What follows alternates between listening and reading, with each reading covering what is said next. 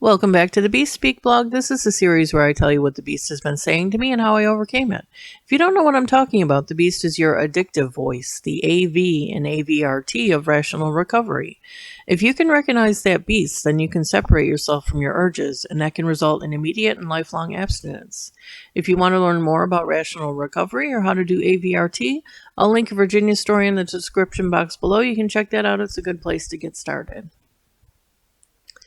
So I woke up the other day and saw a fix. And in my head I said, I want this. I'm giving myself permission. It's okay. And I stood there and I said, this is the Beast? With a question mark.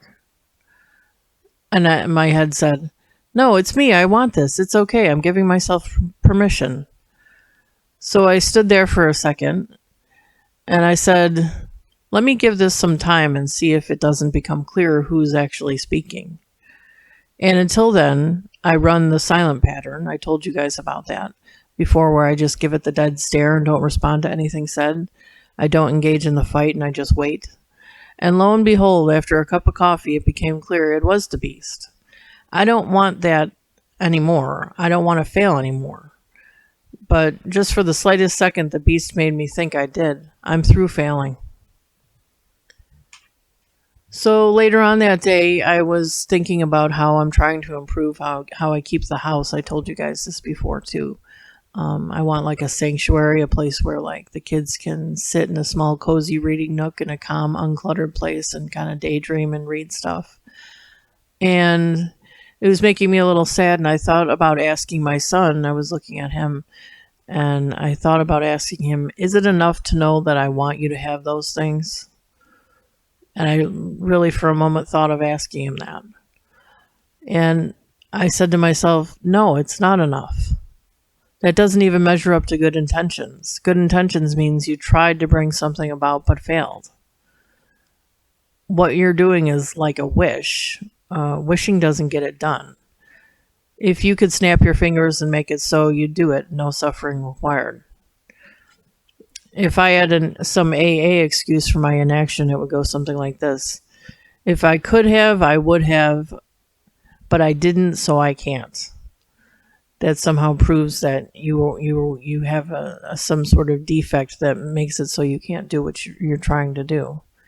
But you have to know in your heart and mind that, yes, you can do it. If you got up and did it, it would be done. Don't ask yourself, why don't I? Ask, how can I? And any voice against your goal is your enemy. It's the Beast.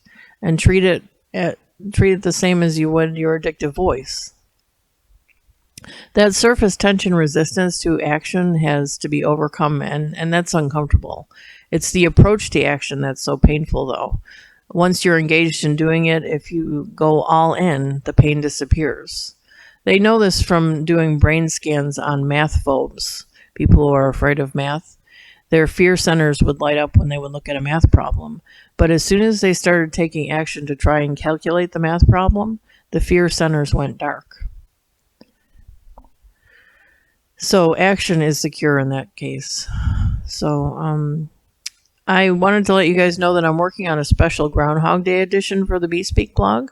If you don't know know about Groundhog Day, if you're from a different country, it's on February 2nd, and if the groundhog comes out of his hole and sees his shadow, we have 6 more weeks of winter.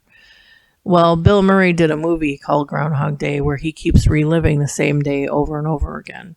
He's a weatherman, and he went to go see Phil the groundhog, and that's the day he keeps reliving over and over again. It's my favorite movie, and I watch it at least once a year on Groundhog Day, and I'm doing an analysis for you guys. So if you haven't seen it, check it out.